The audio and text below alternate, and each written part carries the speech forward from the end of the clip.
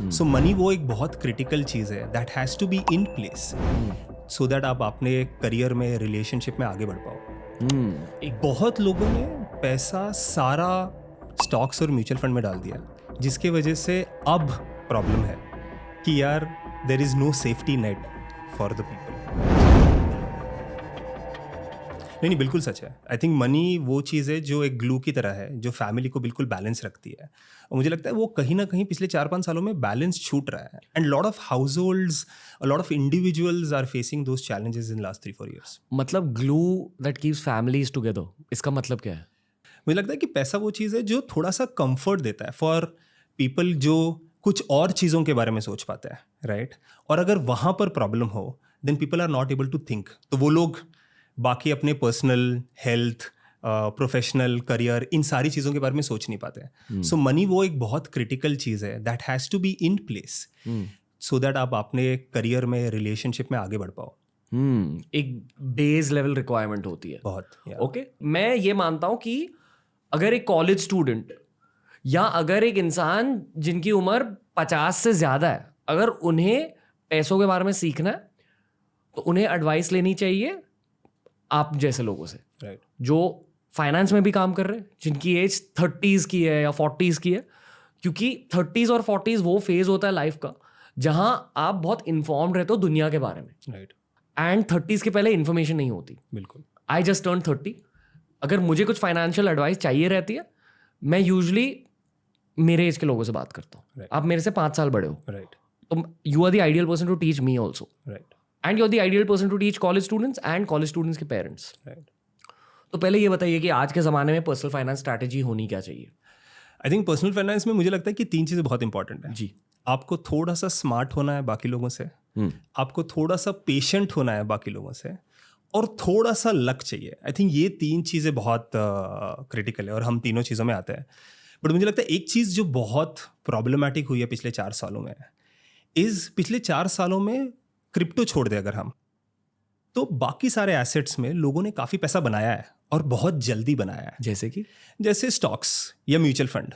पिछले 4 साल में इंडियन मार्केट्स ऐसे रहे हैं 4-5 सालों में कि आप कभी भी पैसा डालो वो पैसा बढ़ रहा था, और इसकी वजह से लोगों को लगता है कि दे आर स्मार्टर और कॉन्फिडेंस आ गया, बट एबिलिटी नहीं है। तो पैसे इतने जल्दी मल्टीप्लाई हुए कैसे? सो मार्केट ही ग्रो कर रहा था। I think Indian market overall, जो फाइनेंशियल पैसा इंडियन मार्केट में आ रहा था, उस वजह से Indian market was growing very fast. भाई इसका मतलब क्या है? मार्केट ग्रो कर रहा था मतलब क्या? मतलब फॉर एग्जांपल जो भी सारा पैसा है, Indian people, financialisation of India is happening, लोग बोलते हैं।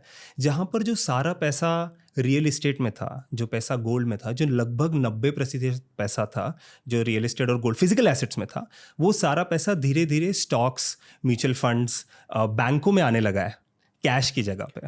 मतलब आप ये कह रहे हो कि हमारी पेरेंट्स की जनरेशन ने मोस्टली रियल एस्टेट इन्वेस्टमेंट्स करी, गोल्ड की इन्वेस्टमेंट्स करी, राइट, फिर जब बच्चों के पास वो कंट्रोल आ गया तो बच्चों ने स्टॉक मार्केट में डाल दिया। Correct, right.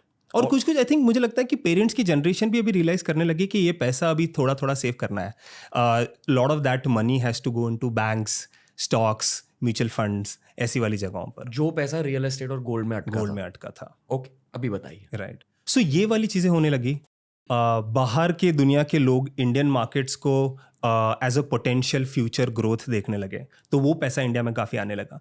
तो इसके वजह से आई थिंक लोगों जो ग्रोथ 4-5 सालों में धीरे धीरे होनी थी, that growth has happened very fast in last 3-4 years, right. और इसकी वजह से जो हम जैसे लोग हैं, जो इन्फ्लुएंसर्स के वजह से स्टॉक मार्केट में कहीं भी पैसा डालने लगे, वो पैसा बढ़ने लगा, राइट। और हमें ऐसा लगने लगा कि हमें आता है, बिकॉज हमने कभी भी पैसा डाला वो पैसा बढ़ा।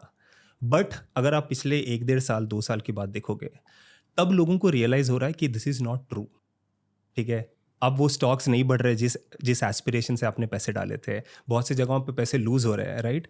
बहुत लोगों ने पैसा सारा स्टॉक्स और म्यूचुअल फंड में डाल दिया, जिसके वजह से अब प्रॉब्लम है कि यार there is no safety net for the people, right. So I think that is the worry that I see right now and with which we started this. मतलब जो ट्रेडिशनल इन्वेस्टमेंट मेथड्स होते थे हमारे papa mummy के generation में, real estate, gold, silver, FD, जो safe traditional methods हैं, bonds, what do you से? या बॉन्ड्स, वो एकदम प्रिडिक्टेबल होते थे। राइट अभी दुनिया थोड़ी सी रिस्की बन गई, राइट रिस्क है तो इश्क है वाली मेंटालिटी। उसकी वजह से स्टॉक मार्केट में पैसे डाल दिए, थोड़े से वॉलेटाइल एसेट्स में पैसे डाल दिए। पर हम पिछले 4 सालों की बातें कर रहे हैं। राइट अगर आप एक्चुअली 40 सालों को स्कैन करोगे तो ऐसे फेजेस आए हैं जहां मार्केट को ग्रोथ मिली है, 100%। पर ग्रोथ फेजेस के बाद डाउन फेजेस भी आते हैं। सो ये एक बहुत इंपॉर्टेंट चीज़ है जो मैंने सीखी है। हर 5-6 साल में लोग भूल जाते हैं कि हर 5-6 साल में एक रिसेशन आता है। ये दुनिया भर होता है, ये हर जगह होता है, राइट। और आप भी देखो, हर 5-6-7 साल, एक साल यहाँ वहाँ, बट हर बार ये साइकिल आएगा।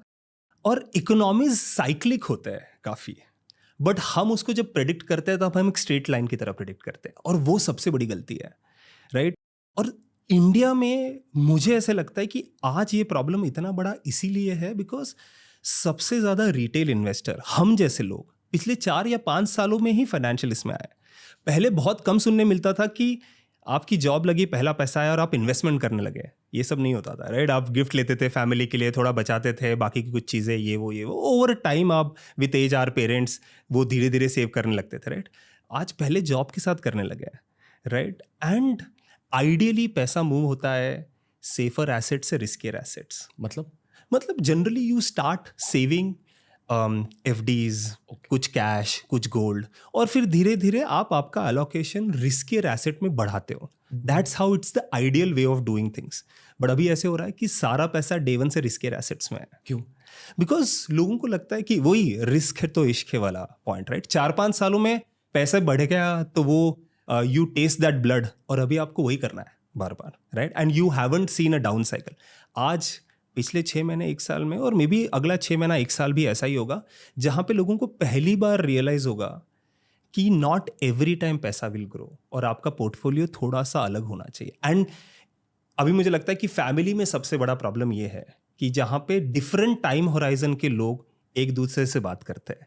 So that's why you see घर पे पेरेंट्स और बच्चों के बीच में फाइनेंशियल इन्वेस्टमेंट के हिसाब से काफ़ी क्लैशेस है, बिकॉज उनके टाइम पे जो था मेथड और आज जो मेथड फॉलो हो रहा है उसमें डिफरेंस है। And I am not saying कि दोनों सही है या दोनों गलत है, बट अभी के टाइम पे एक मिडल ग्राउंड बहुत ज़रूरी है, right.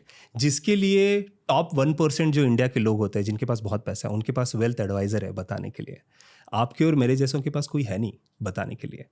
And maybe some of us can make that mistake, learn, but बहुत सारे लोग वो मिस्टेक करने का अफोर्ड नहीं कर सकते, right. So that's the okay.